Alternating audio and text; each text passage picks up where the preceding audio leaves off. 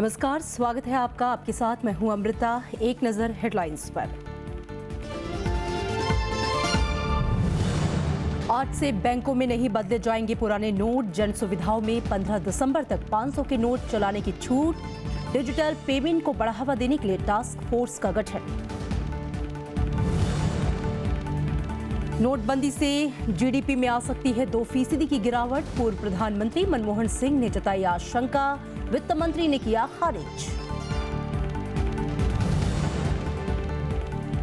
नोटबंदी पर संसद में गतिरोध जारी। राज्यसभा में प्रधानमंत्री की गैर मौजूदगी पर विपक्ष को ऐतराज। 6ठे दिन भी नहीं चली लोकसभा। राष्ट्रपति से मिली ममता बनर्जी। इराक की राजधानी बगदाद में आत्मघाती धमाके में 100 लोगों की मौत। मरने वालों में ज्यादातर तीर्थयात्री। आईएस ने ली हमले की जिम्मेदारी।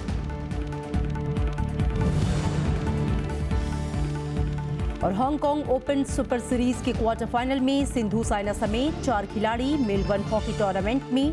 भारत ने दी मलेशिया को 4-2 से मात। न्यूजीलैंड से मुकाबला कल।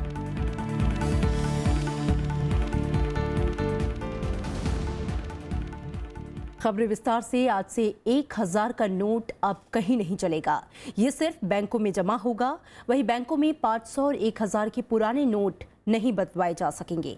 सरकार ने इस पर रोक लगा दी है। हालांकि जन सुविधाओं में 500 के पुराने नोटों के इस्तेमाल की सरकार ने मियाद बढ़ा दी है। अब 15 दिसंबर तक अस्पतालों, बिजली के बिलों और स्कूल की फीस भरने और मोबाइल रिचार्ज में 500 के नोट इस्तेमाल हो सकेंगे।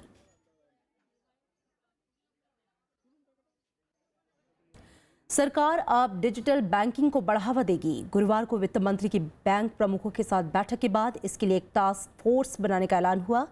वहीं राष्ट्रीय राजमार्गों पर 2 दिसंबर तक टोल नहीं लगेगा। नोटबंदी के बाद केंद्र सरकार डिजिटल भुगतान को बढ़ावा देने में लग गई है। इसके लिए वित्त मंत्री ने गुरुवार को बैंकों के प्रमुखों से वीडियो कॉन्फ्रेंसिंग के जरिए चर्चा की। वित्त मंत्री ने बताया कि डिजिटल बैंकिंग के लिए स्टाफ फोर्स बनाने का फैसला हुआ है। ग्रामीण क्षेत्रों के बारे में ये कहा गया कि जहां मोबाइल ऐप्स के पहुंचने में तकलीफ है, वहां पॉस मशीन्स का इस्तेमाल करें।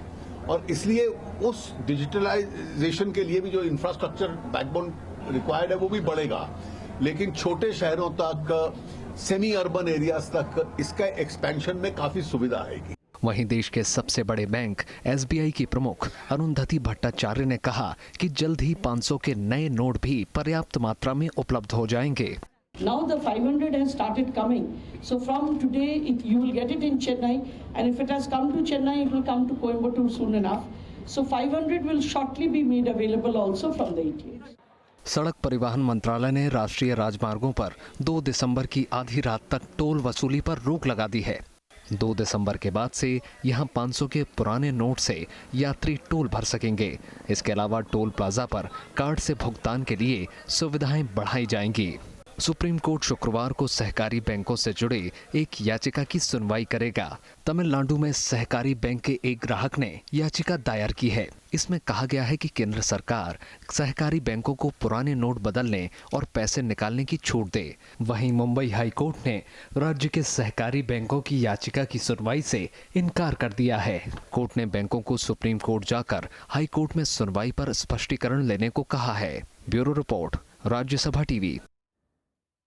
गुरुवार को राज्यसभा में पूर्व प्रधानमंत्री मनमोहन सिंह ने नोटबंदी के फैसले की आलोचना करते हुए इसकी खामियों को उजागर किया। उन्होंने आशंका जताई कि सरकार के इस फैसले से जीडीपी में 2% तक गिरावट आएगी। चर्चा के दौरान प्रधानमंत्री नरेंद्र मोदी भी मौजूद रहे। इस बीच वित्त मंत्री अरुण जेटली ने मनमोहन सिंह की आशंकाओं को पूरी तरह से खारिज किया। 5 दिन के गतिरोध के बाद सदन में प्रधानमंत्री नरेंद्र मोदी की मौजूदगी में नोटबंदी पर चर्चा के दौरान विपक्ष सरकार पर हमलावर दिखा। विपक्ष की तरफ से पूर्व प्रधानमंत्री मनमोहन सिंह ने सरकार के नोटबंदी के फैसले पर सवाल खड़े किए। उन्होंने इसे संगठित और वैध लूट का मामला करार दिया। In all these measures convinced me that the way the scheme has been implemented, it's a monumental management failure, and in fact it is a case of organized loot and legalized plunder. प्रधानमंत्री ने कहा कि इस फैसले का नतीजा किसी को पता नहीं है। मनमोहन सिंह ने कहा कि 50 दिन इंतजार करना गरीबों के लिए घातक हो सकता है। पूर्व प्रधानमंत्री ने ये भी कहा कि नियमों में हर दिन बदलाव प्रधानमंत्री कार्यालय और भारतीय रिजर्व बैंक की खराब छवि पेश कर रहा है। The way it has been implemented will hurt agricultural growth in our country, will hurt small industry, will hurt all those people who are in the informal sectors of the economy. And my own feeling is that the national income, that is the GDP of the country, can decline by about 2 percentage points as a result of what has been done. हालांकि वित्त मंत्री अरुण जेटली ने पूर्व प्रधानमंत्री की आशंकाओं को खारिज किया और कहा कि इससे देश को फायदा होगा। As far as the long-term, medium and long-term impact on Indian economy is concerned, including on India's GDP, it is going to be a positive impact. Why I say it's a positive impact? Because a lot of money that operates in the shadow economy will now become a part of the banking structure itself. सदन में पिछले 5 दिनों से गतिरोध की वजह से सदन की कार्यवाही बाधित हुई थी। कृति मिश्रा, राज्यसभा टीवी। और इस बीच बीजेपी के सहयोगी शिवसेना ने सरकार से कहा है कि नोटबंदी पर पूर्व प्रधानमंत्री मनमोहन सिंह की बातों को गंभीरता से लिया जाना चाहिए। पार्टी प्रमुख उद्धव ठाकरे ने गुरुवार को मुंबई में ये बात कही। उन्होंने लोगों को हो रही दिक्कतों पर सवाल उठाया और कहा कि सरकार को फैसला लेने से पहले सबकी राय जाननी चाहिए थी। मनमोहन सिंगांबद्दल बाकी कोणी काही म्हणो, पण त्यांचं अर्थतज्ञ किंवा आर्थिक ज्ञान जे आहे ते नक्कीच मानलं गेलेलं आहे, जगामध्ये मानलं गेलेलं आहे। आणि अशा माणसांनी ज्या वेळेला एखादं मत व्यक्त केलं तर ते मत नक्कीच गांभीर्याने लक्षात घ्यायला पाहिजे। पूर्व प्रधानमंत्री मनमोहन सिंह के अलावा टीएमसी और समाजवादी पार्टी ने भी नोटबंदी पर सरकार की खामियां गिनाई। हालांकि भोजनावकाश के बाद सदन में प्रधानमंत्री की गैर मौजूदगी को लेकर विपक्ष आक्रामक हो गया।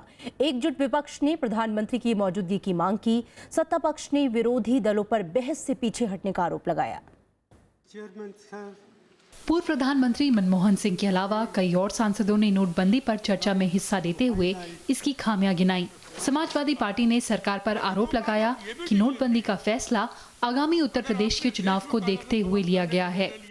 मैं तो कहूँगा आज आप ये भी डिक्लेयर करिए, अगर आपने देश में काला धन समाप्त करने का निर्णय लिया तो विदेश से काला धन कब आएगा ये भी हिंदुस्तान के लोगों को पता लग जाए।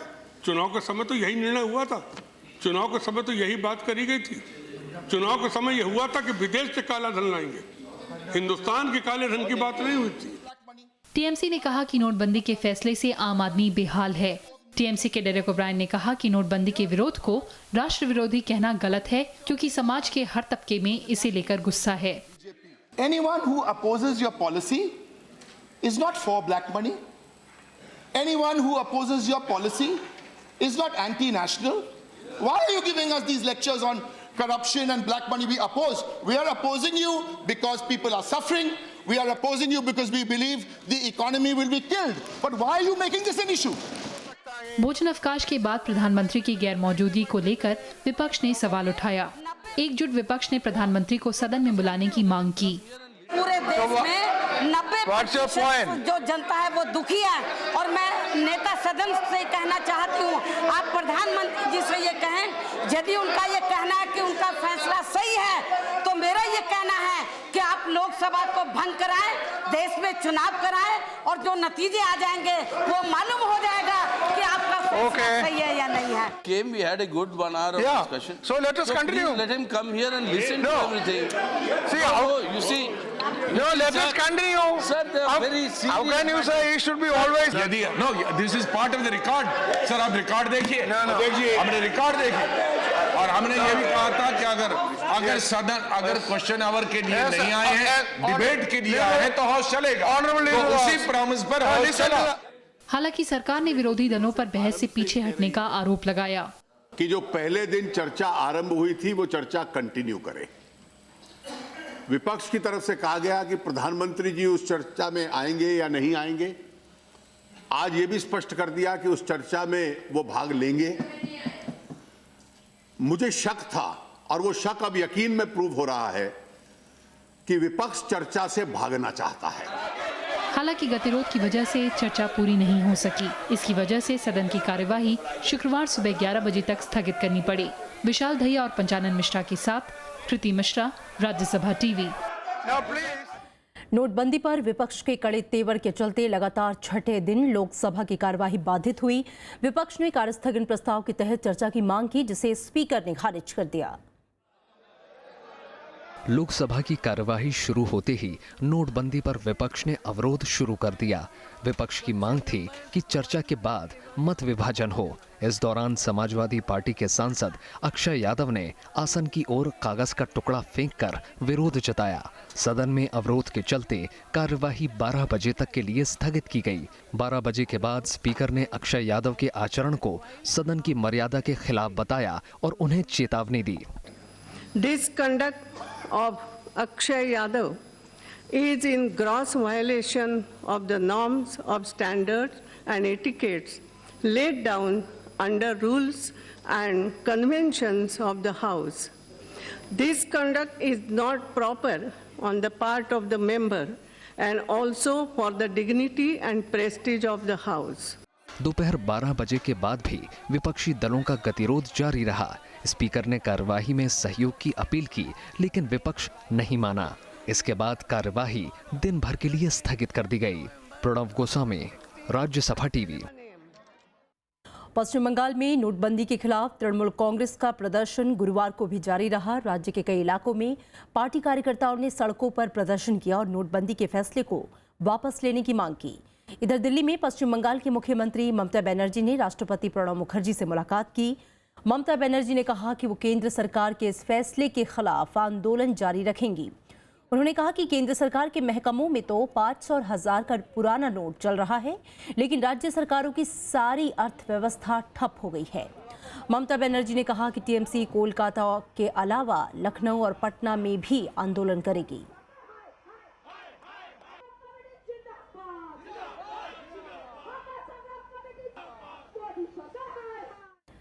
नोटबंदी के फैसले के बाद जहां एक तरफ देश की जनता 2-2 हज़ार की नई करेंसी पाने के लिए घंटों तक कतारों में खड़ी नजर आ रही है, तो वहीं कुछ ऐसे भी हैं जिन्हें बिना लाइन में लगे लाखों की नई करेंसी मिल रही है। दिल्ली पुलिस क्राइम ब्रांच ने हजरत निजामुद्दीन रेलवे स्टेशन के बाहर एक कार से 27 लाख रुपए के नए नोट बरामद किए हैं, जो मुंबई से दिल्ली लाई गई थी। ये सभी नोट 2000 रुपए के हैं। इस मामले में 2 लोगों को गिरफ्तार कर पूछताछ की जा रही है। पुलिस, आयकर विभाग और खुफिया अधिकारियों की साझा पूछताछ में दोनों ने बताया कि ये पैसा संजय मलिक नाम के कारोबारी का है, जिसकी हिमाचल के बद्दी में दवा की फैक्ट्री है। उनका ये भी दावा है कि संजय मलिक अब तक करीब 1.5 करोड़ रुपए की मुद्रा बदल चुका है। फिलहाल दवा कारोबारी संजय की तलाश जारी है। यहां रुकेंगे एक ब्रेक के लिए। आप देखते रहिए राज्यसभा टीवी।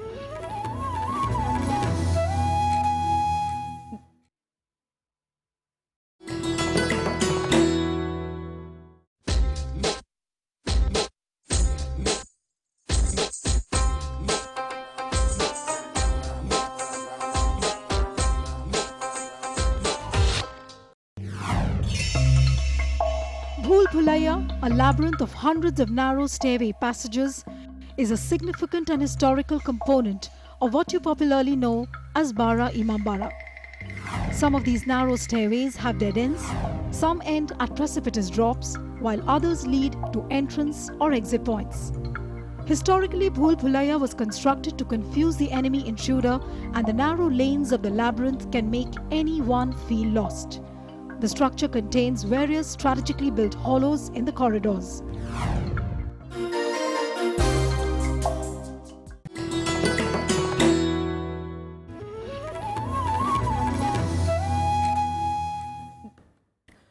ब्रेक के बाद स्वागत है आपका। भारत ने कहा है कि पाकिस्तान के सैन्य जहाजों को भारतीय हवाई क्षेत्र में उड़ान भरने की तभी इजाजत दी जाएगी जब वो सामान और यात्रियों के बारे में पुख्ता जानकारी देंगे।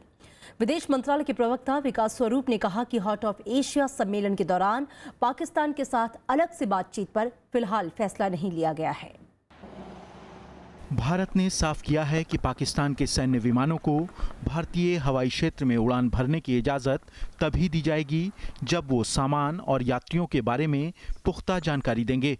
विदेश मंत्रालय के प्रवक्ता विकास स्वरूप ने कहा कि 1991 में हुए समझौते के मुताबिक दोनों देशों को अपने हवाई क्षेत्र में उड़ान भरने के लिए ऐसी जानकारी देना जरूरी है। I said that as of now, the program and associated elements connected with the program are still in a stage of evolution. I am not in a position to make any official announcement at this stage. इस बीच भारत ने heart of Asia सम्मेलन के दौरान पाकिस्तान के साथ अलग से बातचीत की संभावनाओं से इनकार नहीं किया है। अमृतसर में अगले हफ्ते होने वाले इस सम्मेलन में हिस्सा लेने के लिए पाकिस्तानी प्रधानमंत्री के विदेश मामलों के सलाहकार सरताज अजीज भारत आ रहे हैं।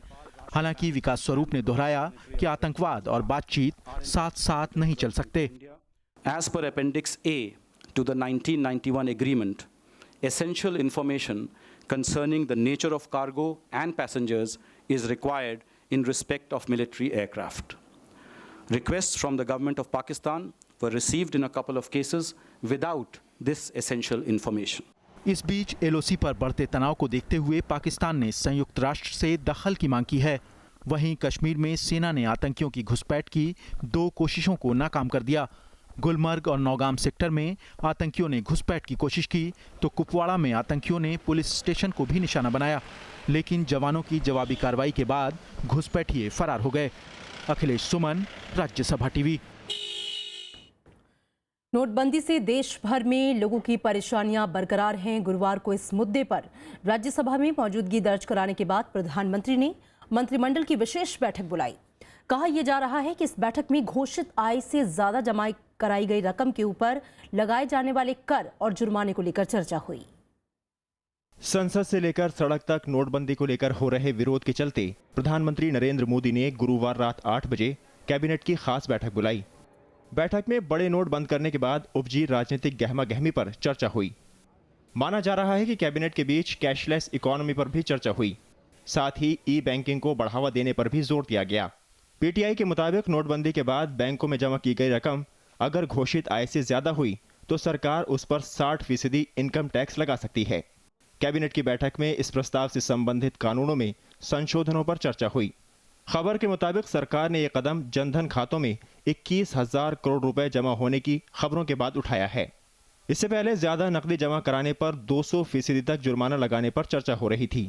हालांकि कैबिनेट की बैठक के बाद आधिकारिक तौर पर कोई ब्रीफिंग नहीं की गई। कैबिनेट से पहले वित्त मंत्री अरुण जेटली ने भी बैंक अधिकारियों के साथ बैठक की थी। Bureau report, Rajya Sabha TV. Lok Sabha speaker Sumitra Mahajan ने पंजाब कांग्रेस अध्यक्ष कैप्टन अमरिंदर सिंह का इस्तीफा स्वीकार कर लिया है। अमरिंदर सिंह अमृतसर से लोकसभा सांसद थे। अमरिंदर सिंह ने सतलुज यमुना लिंक नहर समझौते पर सुप्रीम कोर्ट के फैसले के विरोध में बुधवार को स्पीकर को इस्तीफा सौंपा था। 2014 के आम चुनावों में अमरिंदर ने वित्त मंत्री अरुण जेटली को हराया था। सतलुज यमुना लिंक पंजाब में बड़ा चुनावी मुद्दा बन गया है। नोटबंदी का असर पर्यटन क्षेत्र पर भी पड़ा है। होटल खाली हैं तो विदेशी सैलानियों के पास भी पर्याप्त नकदी नहीं है। ऐसे में पर्यटक खरीदारी करने भी नहीं निकल रहे हैं। यूक्रेन से भारत घूमने आए विक्टोरिया और उनके साथी नोटबंदी से बेहद परेशान हैं। विक्टोरिया खरीदारी तो कर रही हैं, लेकिन नकदी की समस्या उन्हें भी है। विक्टोरिया जैसे कई विदेशी सैलानी या तो बैंकों के चक्कर लगा रहे हैं या फिर मनी चेंजर के। Of course, we face a lot of problems with money exchange, with loan lines, to the bank, no currency, no money actually. So. But then to get money, I had 1.5 hours to queue for the Thomas Cook, and then I was only allowed a small amount, which is not going to be very easy to get for the rest of my trip. I'm here for 3 months. नवंबर में hotel भी खचाखच भरे रहते थे, लेकिन इस बार अधिकतर कमरे खाली हैं। होटल मालिक मणि ने बताया कि नोटबंदी के बाद 3 बड़ी बुकिंग रद्द हो चुकी है। व्यापार में 50% तक की गिरावट आई है। हमारे यहीं खुद ही हमारे होटल में 3 बुकिंग कैंसिल हुए, एक फॉरेन ग्रुप का और 2 इंडियन ग्रुप्स के जो साउथ और बॉम्बे से आते हैं। और ऐसा है कि लोग जो बुकिंग्स आती थी ये थ्रू ट्रैवल एजेंट्स आती थी, तो ट्रैवल एजेंट्स ने सबने बुकिंग कैंसिल करवा दी है क्योंकि उनके पास कैश नहीं है। सैलानियों के पास नकदी नहीं होने से बाजार में भी बिक्री घट गई है। अनु दीवान, राज्यसभा टीवी। लोकसभा सचिवालय की ओर से भारतीय संविधान के विषय पर आयोजित कार्यशाला में गुरुवार को संविधान के मूल अधिकारों और मूल कर्तव्यों पर चर्चा हुई। केंद्रीय कानून मंत्री रविशंकर प्रसाद ने कहा कि संविधान एक ऐसा दस्तावेज है जो देश के नागरिकों के अधिकारों की रक्षा को सुनिश्चित करता है। इस कार्यशाला का आयोजन संसद भवन परिसर में स्पीकर्स रिसर्च इनिशिएटिव की ओर से किया जाता है। वोटिंग को जरूरी बनाने के मुद्दे पर सहमति जताते हुए रविशंकर प्रसाद ने इसे खुद की राय बताया। 51A में 2-3 चीजें और जोड़नी चाहिए, ये मेरी राय है।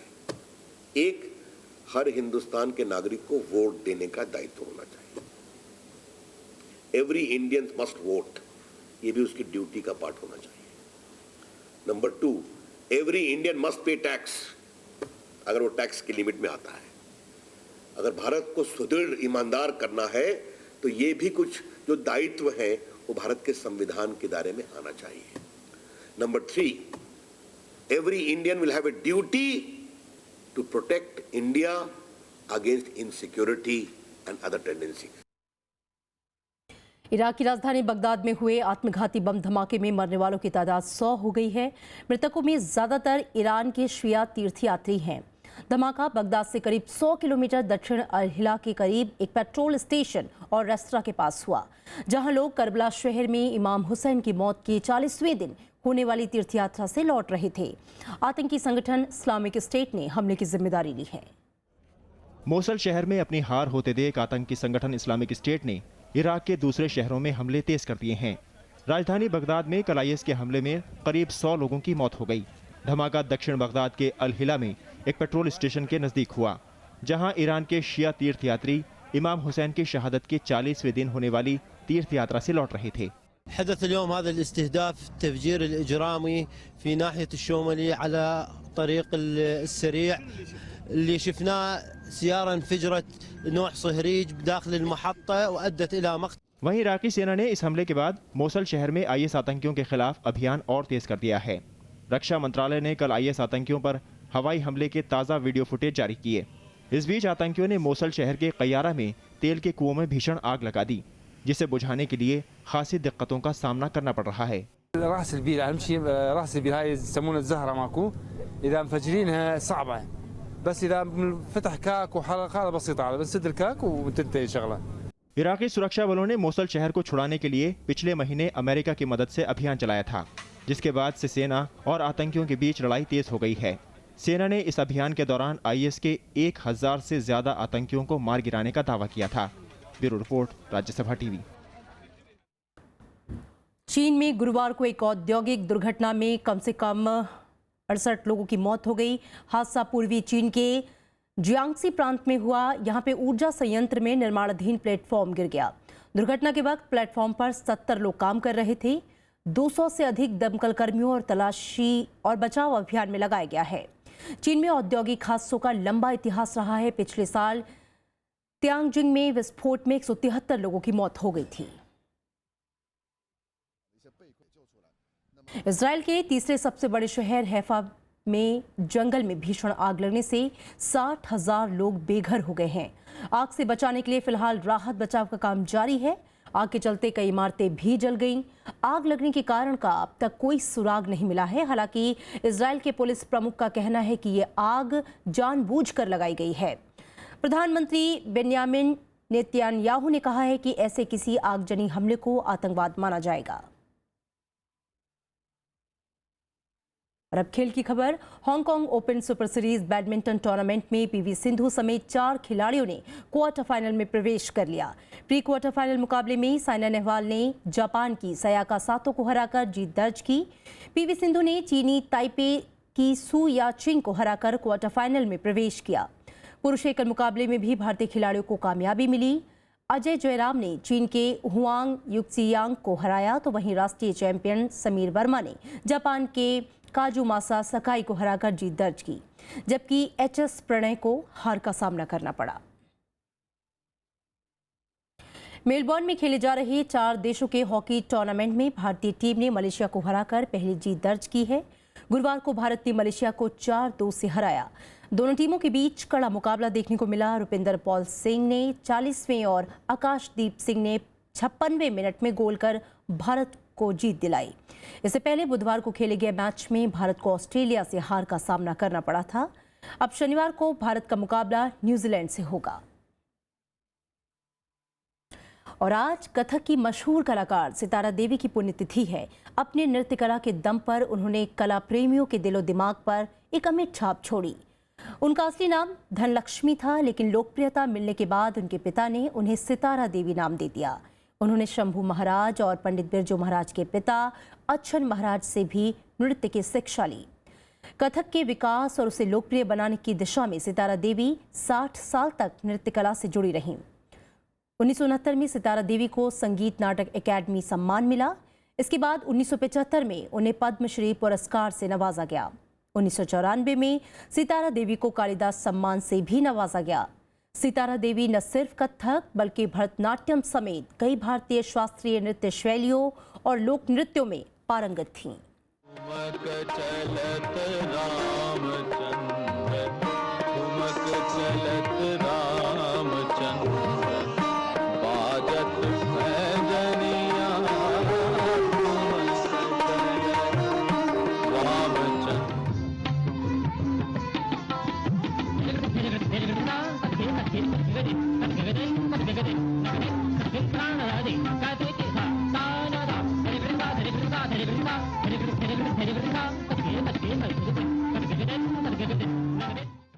और अब चलते चलते एक नजर हेडलाइंस पर।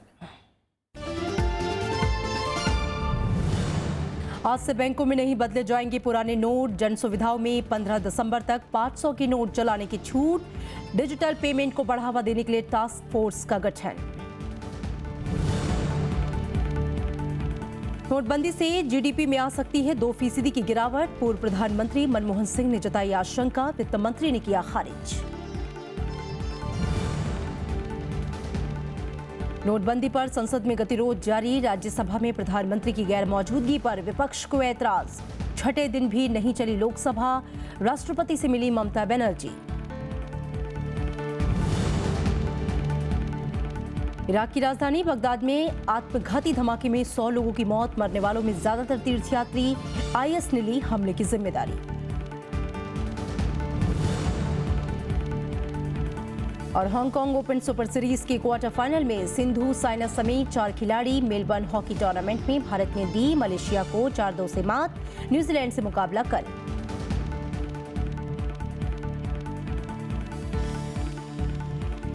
और फिलहाल खबरों में इतना ही। आगे देखिए विशेष।